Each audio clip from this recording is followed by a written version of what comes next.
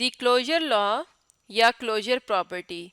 इस वीडियो में हम क्लोजर लॉ को डिस्कस करेंगे। क्लोजर वर्ड क्लोज्ड से निकला है।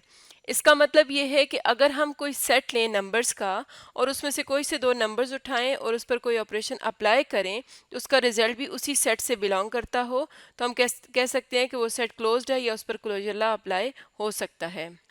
ऑपरेशंस जो हम अप्लाई करते हैं वो हमारे 4 अरिथमेटिक ऑपरेशंस जो हैं प्लस, माइनस, मल्टीप्लाई और डिवाइड।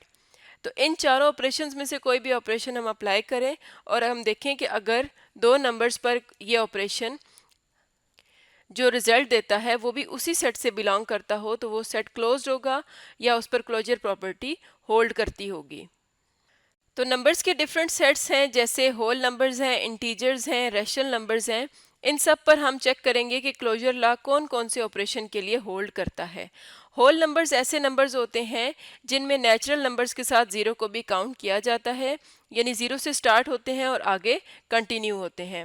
इन्हें हम होल नंबर्स कहते हैं। इसमें कोई भी नंबर डेसिमल में नहीं होता, यानी कंप्लीट नंबर होते हैं। और इंटीजर्स ऐसे नंबर्स होते हैं जिनमें होल नंबर्स के साथ साथ नेगेटिव नंबर्स को भी शामिल किया जाता है। इसके सेट को हम z से डिनोट करते हैं। और रैशनल नंबर्स ऐसे नंबर्स होते हैं जिन्हें p/q की फॉर्म में यानी फ्रैक्शन की फॉर्म में लिखा जा सकता हो, जैसे 2/3 एक रैशनल नंबर है। तो पहले हम देख लेते हैं होल नंबर्स के लिए with respect to addition, multiplication, subtraction and division. हम इन चारों ऑपरेशंस को बारी बारी अप्लाई करके देखेंगे कि होल नंबर्स कौन कौन से ऑपरेशन के लिए क्लोज्ड हैं या उन पर क्लोजर प्रॉपर्टी कौन से ऑपरेशन के लिए होल्ड करती है। तो फॉर एग्जांपल हमने अगर एडिशन के लिए देखना है तो हम कोई से दो होल नंबर्स लेंगे। जैसे हम ऊपर वाले सेट में से ले लें, एक नंबर हम ले लेते हैं 3 और एक नंबर ले लेते हैं 5। तो अगर 3 + 5 करें, एडिशन के लिए कर रहे हैं तो उन्हें ऐड करेंगे तो इसका जो आंसर आता है वो आता है 8। और हम जानते हैं कि 8 भी एक होल नंबर है। तो हम ये कह सकते हैं कि अगर a एक नंबर है जो कि होल नंबर से बिलोंग कर रहा है और b भी होल नंबर से बिलोंग कर रहा है और उनकी एडिशन का जो रिजल्ट है यानी a + b वो भी होल नंबर से बिलोंग कर रहा है, तो हम कह सकते हैं कि होल नंबर्स का सेट एडिशन के लिए क्लोज्ड है। अब हम मल्टीप्लिकेशन के लिए चेक कर लेते हैं। तो मल्टीप्लिकेशन के लिए भी हम कोई से दो होल नंबर्स ले लेंगे। जैसे हमने ले लिया 5 और ले लिया 6। 5 को 6 के साथ मल्टीप्लाई करेंगे, 5 × 6 = 30। 30 भी होल नंबर्स के सेट से बिलोंग करता है। तो जनरली हम कह सकते हैं कि अगर a b हमने होल नंबर्स में से दो नंबर्स लिए हैं तो उनका प्रोडक्ट भी अगर होल नंबर्स से बिलोंग कर रहा है तो इसका मतलब है कि होल नंबर्स का सेट मल्टीप्लिकेशन के लिए क्लोज्ड है। तो इसका मतलब है कि एडिशन के लिए भी होल नंबर्स पे क्लोजर प्रॉपर्टी होल्ड करती है और मल्टीप्लिकेशन के लिए भी होल्ड करती है। अब सब्ट्रैक्शन के लिए देख लेते हैं। तो हम नंबर्स लेते हैं, जैसे है 3 - 5। सब्ट्रैक्ट करेंगे, 3 - 5 आ जाता है -2। और हम जानते हैं कि होल नंबर्स का सेट 0 से स्टार्ट होता है, यानी इसमें नेगेटिव नंबर्स इंक्लूड नहीं होते। तो हम कह सकते हैं कि -2 होल नंबर से बिलोंग नहीं करता। इसका मतलब है कि सब्ट्रैक्शन पर क्लोजर प्रॉपर्टी होल नंबर्स पे होल्ड नहीं करती। तो यहाँ पर हम क्रॉस लगा लेते हैं। इसी तरह अब हम देखते हैं कि विद रिस्पेक्ट टू डिवीजन क्या क्लोजर प्रॉपर्टी होल्ड करती है या नहीं करती। तो हम कोई से दो नंबर्स लेते हैं, जैसे 2 ले लिया और इसको डिवाइड कर लें 6 से। 2 और 6 दोनों होल नंबर से बिलोंग करते हैं। तो ये आ जाएगा 2/6 और ये आ जाता है 1/3। इसको हम अगर मज़ीद सिंप्लीफाई करेंगे तो ये डेसिमल्स में चला जाएगा। और हम जानते हैं कि सिंप्लीफाइड फ्रैक्शन या डेसिमल नंबर्स होल नंबर से बिलोंग नहीं करते। तो हम कह सकते हैं कि होल नंबर्स का सेट डिवीजन के लिए भी क्लोज्ड नहीं है। तो हम कह सकते हैं closure property holds for whole numbers with respect to addition and multiplication and closure property does not hold for whole numbers with respect to subtraction and addition. यानी एडिशन और subtraction and division, addition and multiplication के लिए तो hold करती है लेकिन subtraction और division के लिए होल्ड नहीं करती। अब हम यही ऑपरेशंस इंटीजर्स पर अप्लाई करेंगे, यानी एडिशन, मल्टीप्लिकेशन, सब्ट्रैक्शन और डिवीजन। तो पहले हम चेक करते हैं एडिशन के लिए।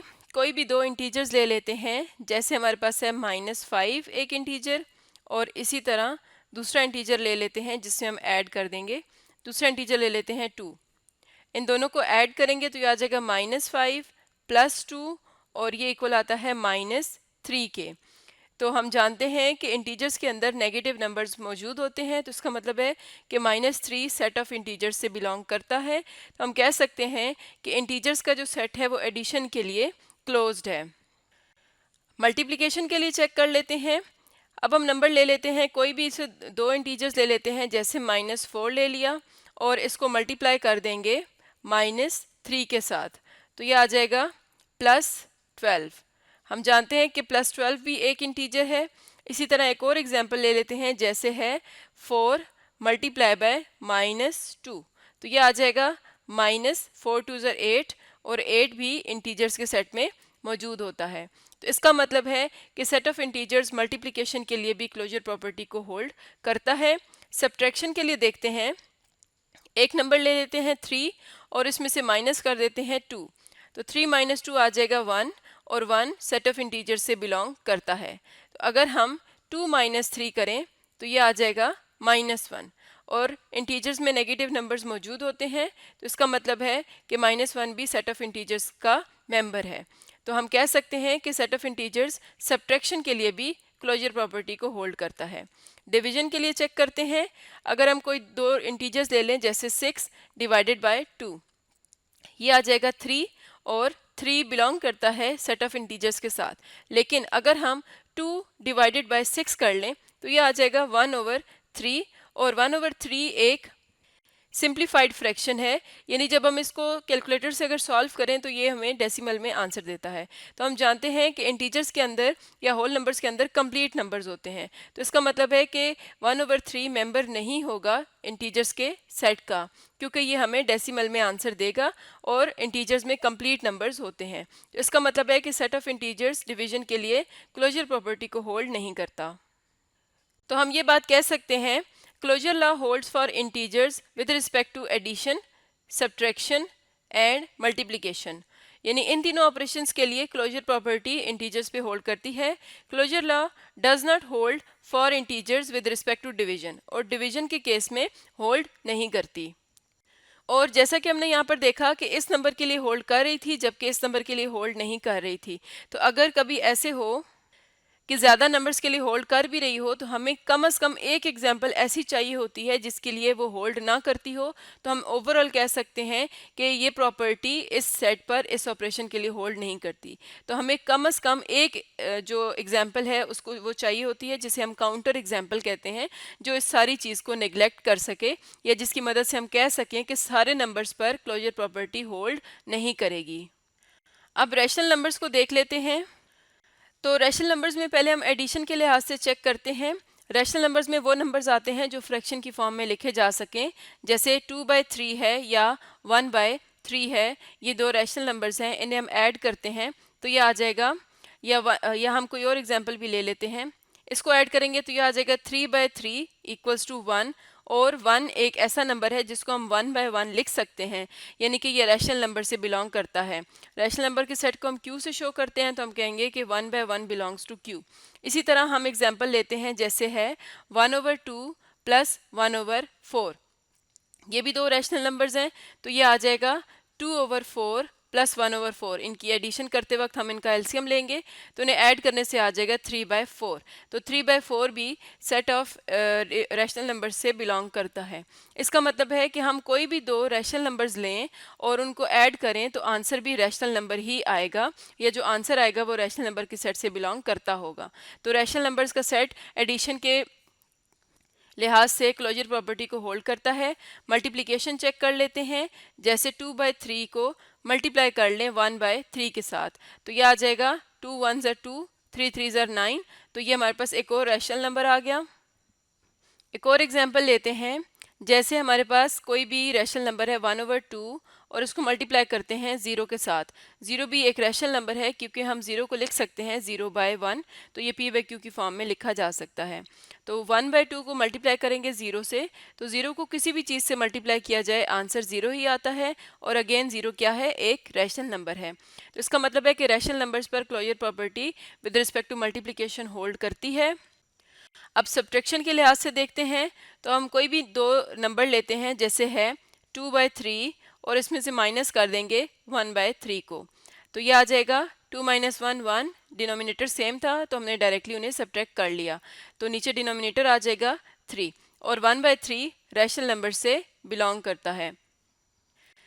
इसी तरह से अगर दो रैशनल नंबर्स बिल्कुल सेम हो, जैसे 1/2 - 1/2, तो इनको जब सब्ट्रैक्ट करेंगे तो हमारे पास आ जाएगा 0 और 0 रैशनल नंबर से बिलोंग करता है। तो हमने डिफरेंट केसेस देखे और देखा कि सब्ट्रैक्शन के लिए भी क्लोजर प्रॉपर्टी रैशनल नंबर्स पर होल्ड करती है।